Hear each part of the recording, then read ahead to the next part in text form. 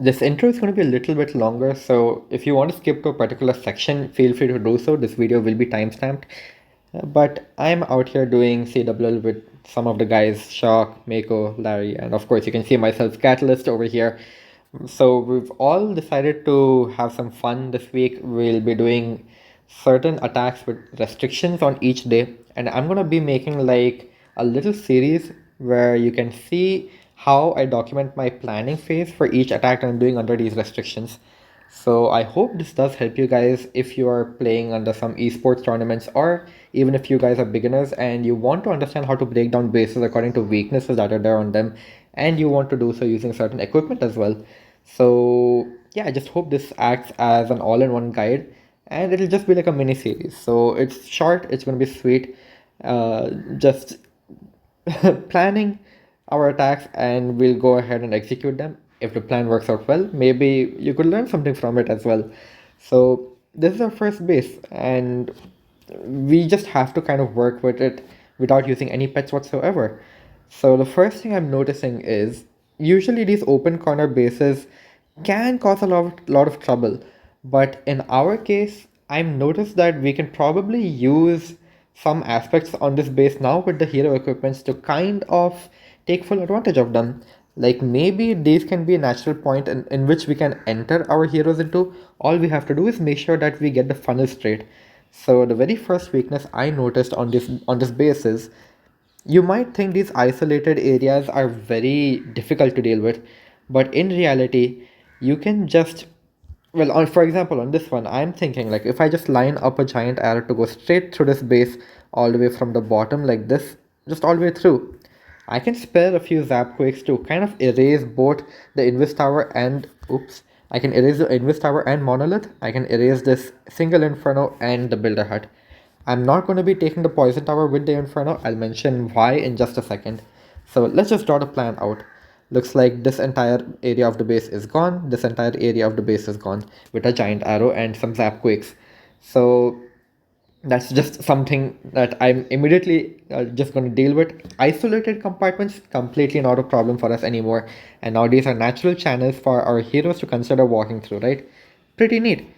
The next weakness is this flame flinger weakness over here. So we can easily erase this compartment, and we can probably use a few super barbarians to clean up this trash over here. And that should allow maybe some super minions or rocket balloons in my flame flinger to further clean up the rest of this compartment. So all in all, at this point, it's like giant arrow will erase this. We've got a flame finger for this with some super barbarians to clean up this entire trash over here.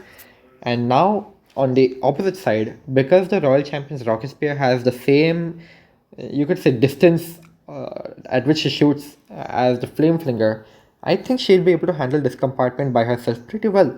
Only the X-Bow will be a problem per se, but I think even without having any pets, she should be able to deal with that just fine.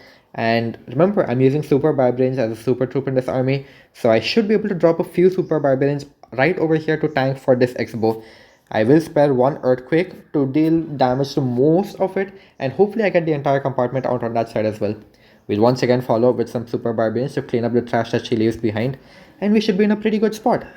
Now all that leaves is like these rings, right? These rings over here, as well as the Town Hall compartment itself. Oops, not this monolith area. Remember, we're taking that out with the giant arrow. So I'm thinking, since I'm using the giant arrow over here anyway, I can pop it with the healer puppet, and I'll try to funnel her to go in this direction only for one reason.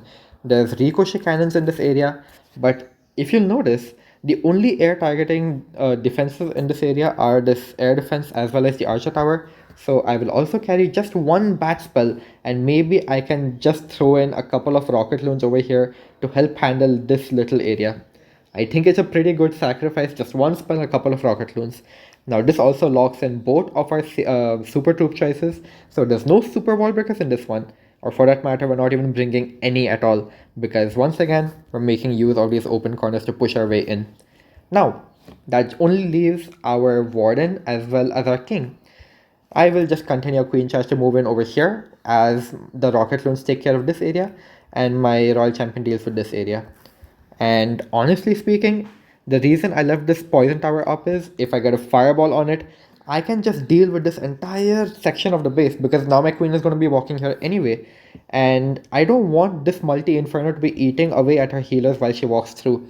So I think that will be a good idea, and I can use the rage gem on the warden as well to boost her healing. So she should be able to easily charge through this area and keep walking out over here into the town hall compartment. Just like that.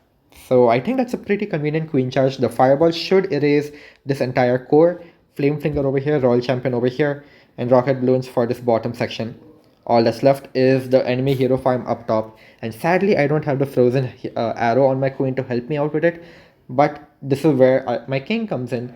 I would have used the spiky ball and the earthquake boots if I had the frozen arrow on my queen. But because I don't have that liberty, I'm going to stick with the giant gauntlet as well as the rage vial to kind of just plow through this entire area. Hopefully my king catches some hero in an awkward position and deals insane splash to that entire area, and we should be able to easily finish off this town hall compartment. No problems whatsoever. Clean up with super barbarians wherever we need, and hopefully it's a wrap. Kind of a long planning phase, but let's just see how it works out. Right, so first things first, we'd want to probably check for some traps in the area. So let's just do that. And the flame flicker can just go to work. I'll also get this funnel out over here so that my queen eventually walks into the base. And we'll also get this side of the base kind of just worked, like we'll just start working on this side. Yeah, I think maybe, no, I'm a little late on the super barbarians, but I think it's fine for the most part, right? Yeah, Royal Champion should be able to succeed over there, taking out whatever I'm really looking out for from her. And any more value she gets is just a cherry on top at this point. So that works for us. Like I'm not too concerned about what she's gonna get. Let me also funnel out this area so that I can push my queen towards the left side on the base over here. And let's see, let's try to line up this giant arrow.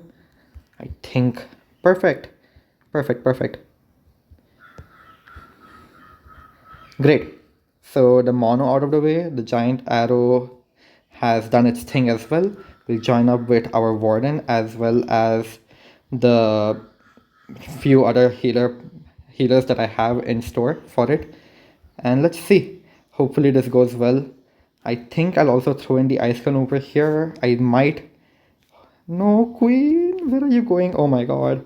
This might be a disaster. Hang on. I can probably still recover this.